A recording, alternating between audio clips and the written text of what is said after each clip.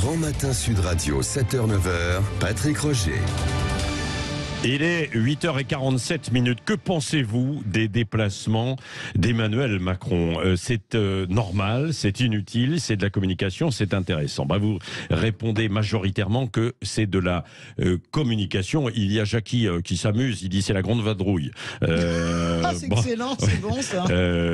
Voilà, c'est juste de la com, dit Ludovic.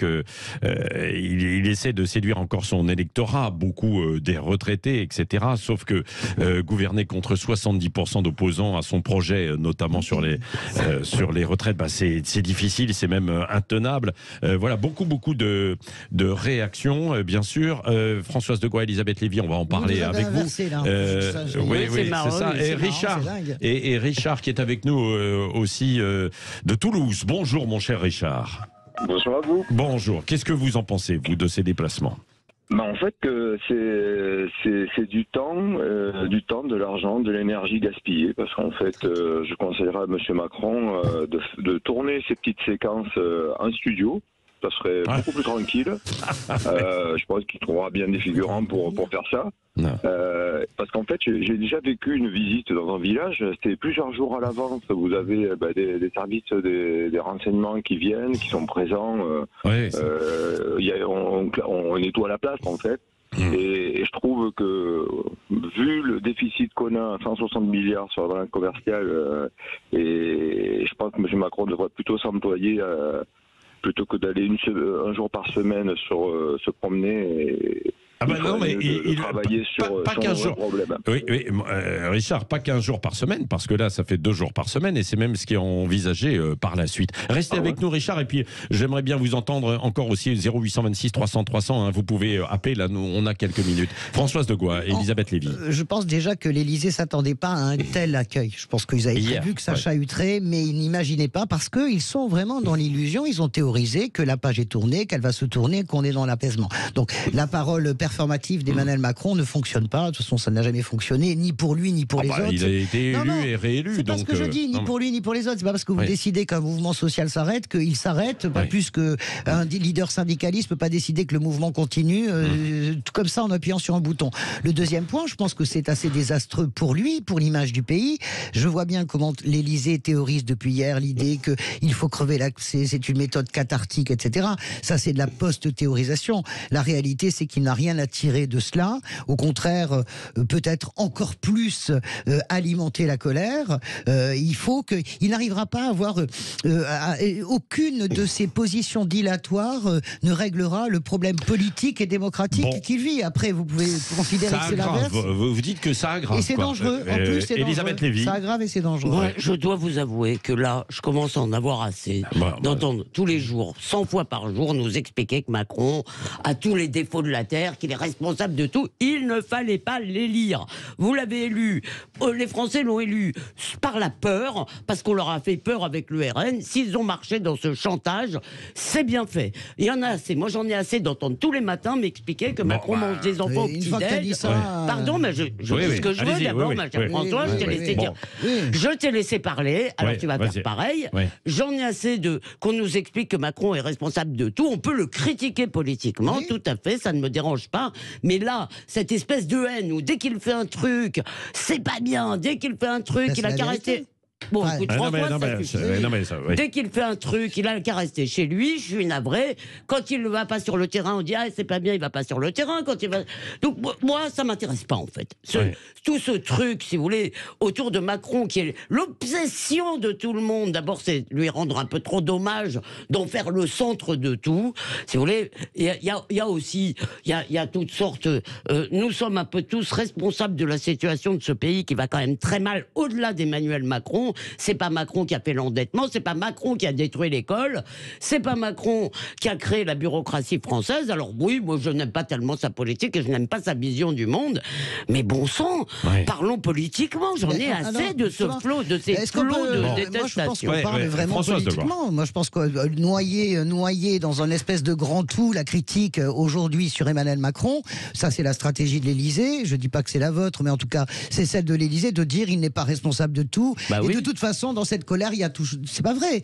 La colère, elle est là parce que il y a un 49-3, il y a un mouvement social qui n'a pas abouti et il a été inflexible. Donc, ce n'est pas un problème de personnalité d'Emmanuel Macron, c'est un problème de politique. La critique est politique. Elle n'est pas. Alors, je ne sais pas si vraiment. Si c'est pas la personnalité, parce que la personnalité crispe aussi les beaucoup. deux, mon capitaine. Non, mais c'est important. Quelqu'un lui a dit t'es un trou du cul hier. Est-ce qu'on parle comme ça au président de la République? Je suis d'accord avec vous. Je suis d'accord avec vous, mais enfin bon, en même temps. Après, on parle pas comme ça au président. Il a été élu, il est représentant. Sur votre charge, c'est bien fait pour vous. Vous savez, on a le choix quand on a deux catastrophes. Quand on a deux catastrophes qui se profilent, les yeux ouverts, on élimine d'abord la pire, c'est-à-dire Marine Le Pen. Moi, c'est ma conviction. Et c'est la mienne. En sachant que la deuxième catastrophe est peut-être un peu moins grave, qu'il faudra l'affronter. Il fallait amener quelqu'un d'autre au deuxième tour. D'accord, oui, Zemmour, c'est ça. Mais non, mais il fallait amener quelqu'un d'autre. Non, mais je veux dire, pas doucement. C'est dingue d'avoir cette. Vous êtes trop fine. Vous avez cette espèce. Parce que je sais que vous êtes lassé de ce débat sur les retraites. Je suis d'accord, j'entends ce que vous dites. Je suis lassé d'entendre parler de Macron tout le temps. Mais écoutez, en même temps, c'est la 5e est faite comme ça. Le président est au centre de tout. Malheureusement pour nous. Mais moi, je le regrette. Je voudrais qu'on soit dans un régime ou dans une constitution où le président n'est pas responsable de tout. Mais tout commence et tout finit avec lui. C'est comme ça la 5e. Richard, arbitré entre Elisabeth Lévy et Françoise de Gaulle. Je arbitrerai avec juste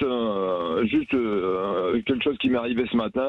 J'ai une amie qui habite de l'autre côté de la Terre, au Japon, et qui m'a envoyé une petite vidéo avec la personne qui interpelle M. Macron en disant qu'il y a un gouvernement de corrompus. Bien sûr. Et je trouve que c'est sorti sur le terrain aujourd'hui, 2 jours par semaine, vu l'état de la France. Désastre. Qui résolvent d'abord le problème de notre problème à nous, avec les tarifs d'EDF, avec l'électricité qui est vendue à un tarif dérisoire à des revendeurs d'électricité pour faire plaisir à l'Allemagne. Déjà qu'ils prennent ces jours-là pour aller arracher ce morceau à l'Allemagne, et ça sera déjà une très bonne chose, plutôt que d'aller occuper le terrain avec des gens qui ne veulent pas le voir sur le terrain. Il nous reste 2-3 minutes avant Valérie Expert. Guillaume de Carcassonne avec nous au 0826 300 300. Bonjour Guillaume. Bonjour Patrick. Bonjour Guillaume. Bonjour Elisabeth. Bonjour. Ah, Carcassonne, alors, quelle belle ville. Alors, oui. Oh, j'ai envie d'aller à Carcassonne. Attendez, laissez parler Guillaume et ensuite vous irez prendre un verre avec Guillaume à Carcassonne. Ouais. Voilà, et un cassoulet. Voilà. Pas le matin. Alors, déjà, je souligne juste que je suis très ravi de dire bonjour à Elisabeth et François. Je suis très content de les entendre. C'est une des meilleures débattrices, on va dire, de Sud Radio. Ah, super, voilà, merci. Ça nous fait super plaisir. Merci. Bon, très bien, elles iront 1 euro et un café à la sortie. Oui, non, mais dites-le, parce qu'il est bien que le chef l'entende un petit peu, vu qu'il ne fait aucun cadeau. Allez, Guillaume. À chaque fois, sur un sujet, on peut être d'accord avec l'une et l'autre, c'est absolument génial. Et par contre, pour cette fois-là, je suis totalement d'accord avec Elisabeth Lévy. Le Emmanuel Macron, il a été élu, les Français ont voté pour lui, et c'est bien fait pour eux.